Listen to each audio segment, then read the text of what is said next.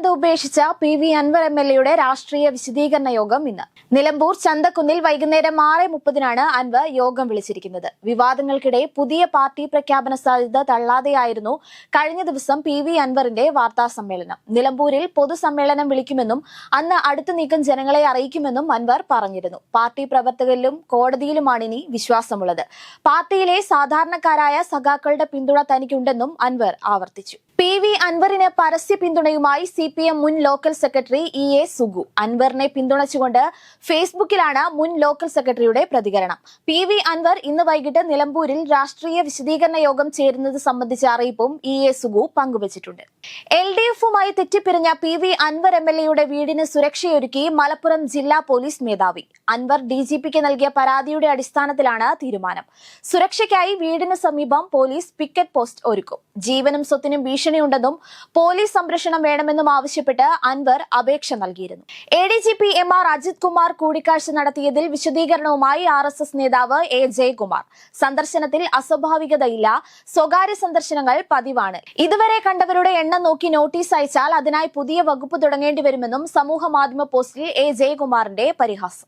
ബലാത്സംഗ കേസിൽ മുൻകൂർ ജാമ്യാപേക്ഷ തള്ളി 5ാം ദിവസവും സിദ്ദിഖിനെ കണ്ടെത്താനാകാതെ പോലീസ്. സിദ്ദിഖിന് ഒളിവിൽ കഴിയാൻ കൊച്ചിയിലെ പല ഉന്നതരും തണലൊരുക്കിയെന്ന കാര്യം നാളെ സുപ്രീം കോടതിയിൽ വാദമായി ഉന്നയിക്കും. മുൻകൂർ ജാമ്യാപേക്ഷ നാളെ സുപ്രീം കോടതി പരിഗണിക്കുന്ന സാഹചര്യത്തിൽ അന്വേഷണ സംഘത്തിലെ SP മെറിൻ ജോസഫ് ഇന്ന് ദില്ലിക്ക് തിരിക്കും.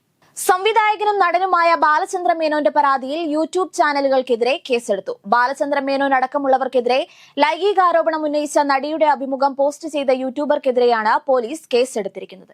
KSRTC ബസ്സുകളുടെ സർവീസ് കാലാവധി നീട്ടി സംസ്ഥാന സർക്കാർ. നാളെ 15 വർഷം പൂർത്തിയാകുന്ന ബസ്സുകളുടെ സർവീസ് കാലാവധിയാണ് നീട്ടിയത്. സർക്കാരിന്റെ നിർണായക തീരുമാനത്തിലൂടെ 15 വർഷം തികയുന്ന ബസ്സുകൾക്ക് നിരത്തിൽ സർവീസ് തുടരാനാകും. കേന്ദ്ര ഗതാഗത നിയമം നിലനിൽക്കെ സംസ്ഥാന സർക്കാരിന്റെ തീരുമാനം തിരിച്ചടിയാകുമോ എന്ന ആശങ്കയും നിലനിൽക്കുന്നുണ്ട്. കാലാവധി നീട്ടലിൽ കേന്ദ്രത്തിന്റെ അന്തിമ തീരുമാനവും നിർണായകമാകും. ഇന്നലെ അന്തരിച്ച CPM പ്രവർത്തകനും കൂത്തുപറമ്പ് സമര നായകനുമായ പുഷ്പന്റെ മൃതദേഹം DYFI കോഴിക്കോട് ജില്ലാ കമ്മിറ്റി ഓഫീസിലെ പൊതുദർശനത്തിന് ശേഷം വിലാപയാത്രയായി തലശ്ശേരിയിൽ എത്തിച്ചു.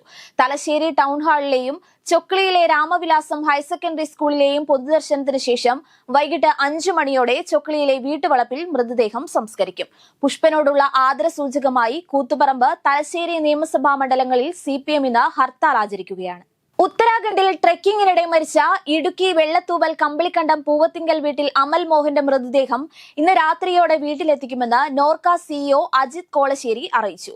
ഉത്തരാഖണ്ഡിൽ നിന്ന് ഡൽഹിയിൽ എത്തിച്ച മൃതദേഹം എംബാം ചെയ്തു. ഇന്ന് വൈകുന്നേരം 4-ന് നെടുമ്പാശ്ശേരി വിമാനത്താവളത്തിലെത്തുന്ന ദില്ലിയിൽ നിന്നുള്ള ഇൻഡിഗോ വിമാനത്തിലാകും മൃതദേഹം കൊണ്ടുവരിക. തമിഴ്നാട്ടിൽ ഇന്ന് മന്ത്രിസഭാ പുനഃസംഘടന നടക്കും. തമിഴ്നാട് ഉപമുഖ്യമന്ത്രിയായി ഉദയനിധി സ്റ്റാലിൻ ഇന്ന് സത്യപ്രതിജ്ഞ ചെയ്യും. സെന്തിൽ ബാലാജി അടക്കം 4 പേർ മന്ത്രിമാരായി സത്യപ്രതിജ്ഞ ചെയ്യും. ഉച്ചകഴിഞ്ഞ് 3:30 രാജ്ഭവനിൽ നടക്കുന്ന ചടങ്ങിൽ ഗവർണർ RN രവി സത്യവാചകം ചൊല്ലിക്കൊടുക്കും. ഹിസ്ബുള്ള മേധാവി ഹസൻ നസ്രല്ലയെ വധിച്ചതിന് പ്രതികാരം ചെയ്യാതിരിക്കില്ലെന്ന് ഇറാൻ പരമോന്നത നേതാവ് ആയത്തുള്ള ഖമനൈ.